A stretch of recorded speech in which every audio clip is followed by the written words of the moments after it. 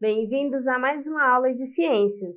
Na aula de hoje, nós veremos sobre os fósseis, espécies extintas e a formação de rochas sedimentares. Eu sou a professora Jéssica. Vamos lá? Então, olha só, na nossa última aula, a gente pôde formular o conceito do que seriam os fósseis, qual que é a sua importância. Mas a gente vai dar uma retomada, sobre o que seriam as evidências evolutivas. Então, a gente já sabe que o planeta Terra, ele é um planeta que não existe de hoje, não existe de pouco tempo atrás, muito pelo contrário, ele já existe há bastante tempo. E é uma longa história a da vida sobre a Terra. Ela começou há cerca de 3,8 bilhões de anos, e 800 milhões de anos depois do surgimento do planeta, e não parou mais de se diversificar, então a gente já teve várias formas de vida passando pelo nosso planeta. E formas que acabaram aparecendo, evoluindo, deram origem também a outras espécies e algumas desapareceram para sempre. Algumas a gente não tem mais contato, só sabemos que elas existiram por conta aí dos fósseis, que a gente já viu o que era na aula passada. Vocês lembram que os fósseis podem ser restos ou vestígios de animais ou vegetais que se manterão preservados ao longo do tempo. Falando aí sobre o Brasil, o território onde ele está localizado teve um papel importante no surgimento e evolução de várias espécies de animais, tá? E, para a gente continuar, vamos entender um pouquinho mais acerca do nosso planeta. O que é importante a gente saber? Que no nosso planeta a gente tem uma diversidade de vida muito grande, só que muita da vida que a gente tem hoje nem sempre existiu há tempos atrás, assim como algumas espécies que já existiram não estão mais presentes hoje. Então a gente tem uma variedade muito grande de ambientes que pode acabar dando a oportunidade, para que esses seres tivessem um habitat adequado. Nós temos aí ambientes como oceanos, rios, lagos, terra firme, savanas, florestas, desertos, montanhas, planícies e geleiras. Então vejam só a diversidade de ambientes que nós temos e que cada ambiente pode ser um ambiente perfeito para um número muito grande de espécies. E todos esses ecossistemas, é importante a gente saber que eles existem há milhões de anos, também não é uma formação recente. Só que é claro que em locais diferentes de onde estão hoje, porque a conformação dos continentes e dos oceanos também eram outros.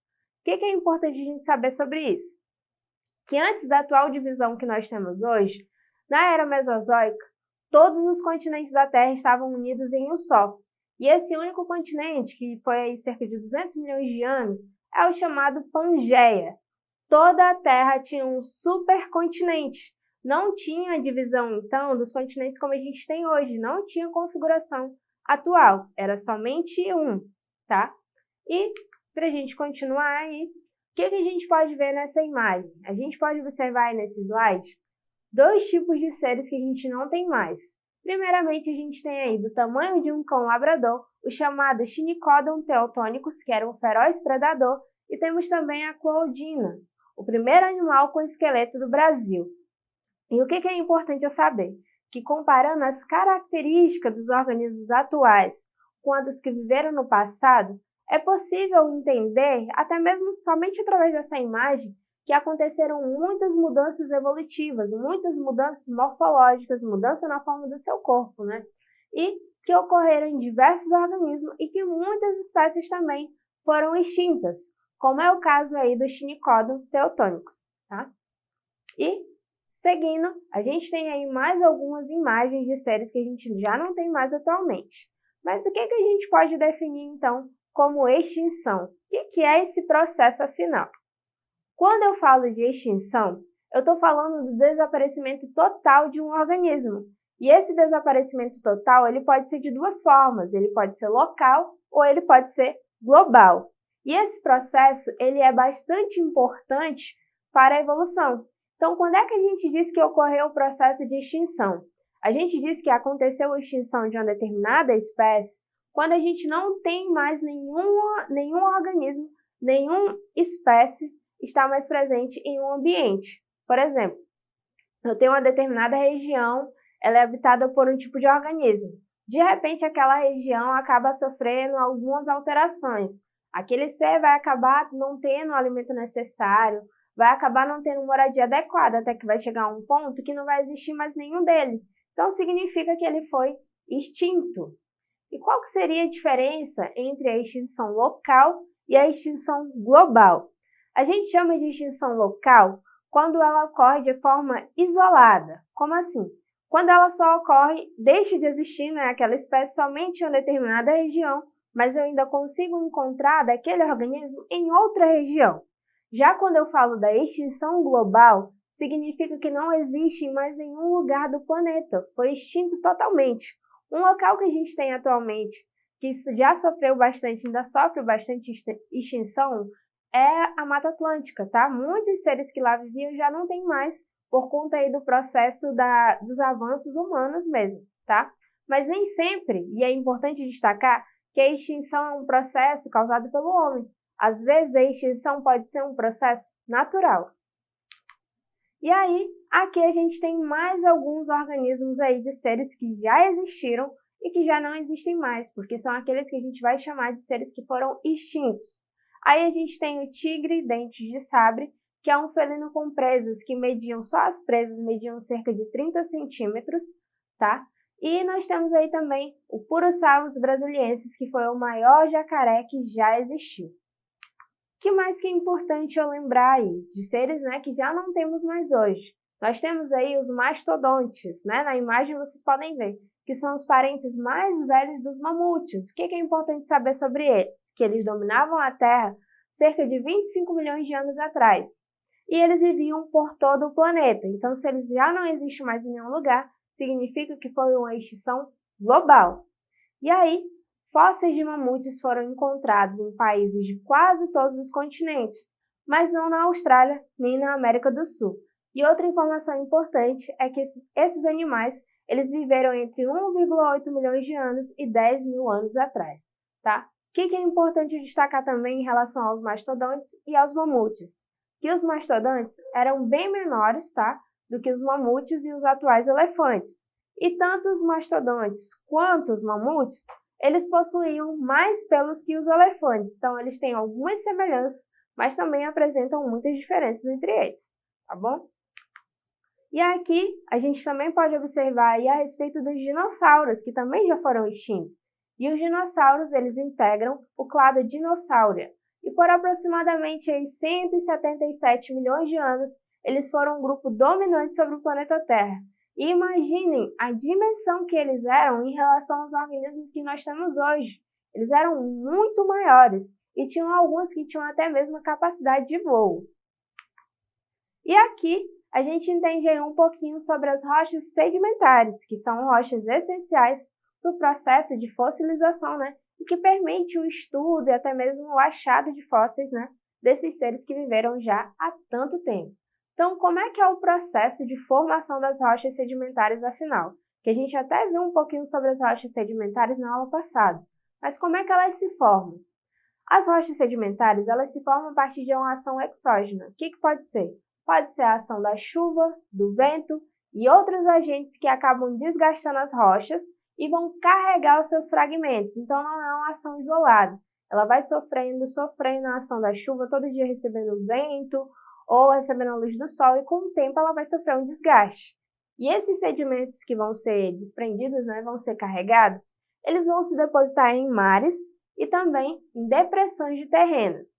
E tudo isso é importante a gente lembrar que leva milhares ou até milhões de anos para acontecer. Não é um processo assim muito rápido, pelo contrário, é um processo bastante gradual e que continua ocorrendo enquanto a rocha existir. Depois que acontece, né, esse depósito em mares e depressões de terrenos, a próxima fase aí é o peso das camadas de cima, que vai acabar comprimindo as de baixo, e a água vai transformar os minerais. E assim, a gente vai ter a formação das rochas sedimentares, tá? Aí na imagem vocês podem observar uma camada de rocha sedimentar formada depois de muito tempo.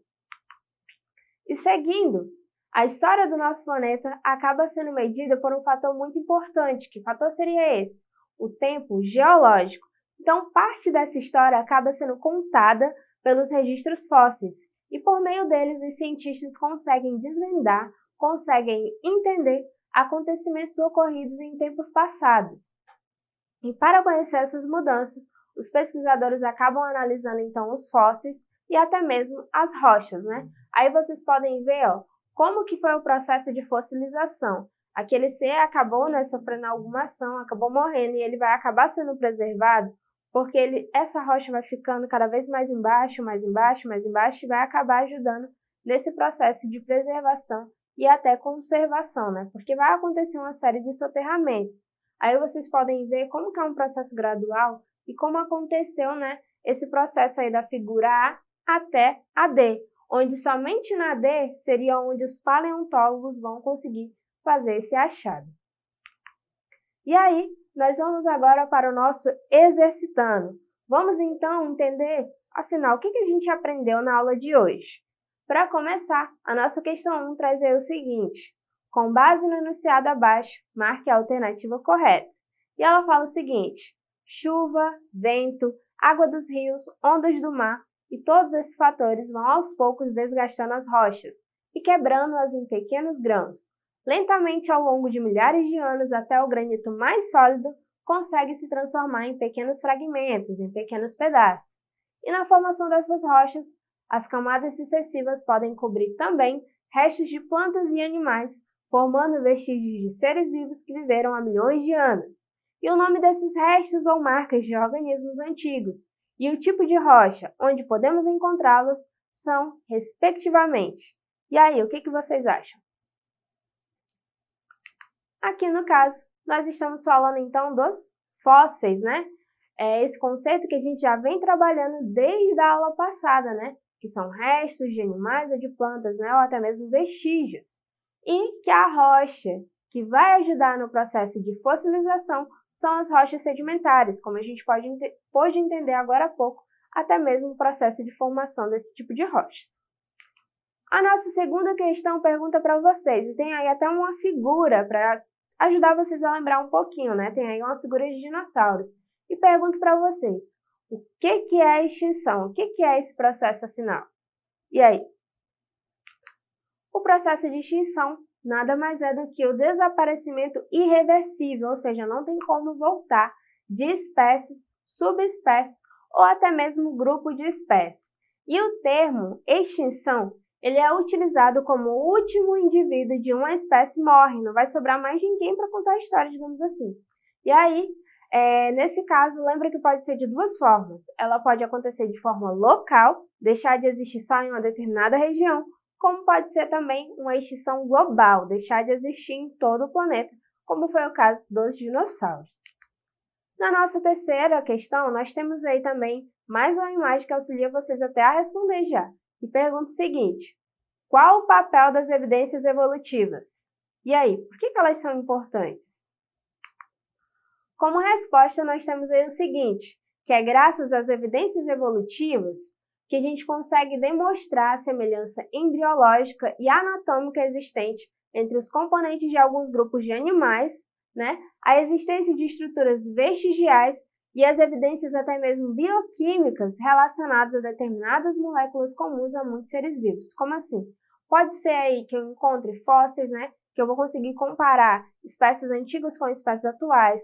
Pode ser órgãos vestigiais, órgãos que hoje não têm uma função definida, digamos assim, né? Tem a questão de órgãos análogos, de órgãos homólogos, evidências aí celulares também. Então, é uma série de recursos que acabam ajudando a gente a entender até mesmo a história do nosso planeta, né? E por que essa série de modificações que o nosso planeta existe acaba acontecendo, né? Vai causar algum tipo de impacto. E aí, por último, nós temos aí uma questão que eu até falei com vocês lá no início, que pergunta o seguinte: como podemos definir a Pangeia? E aí?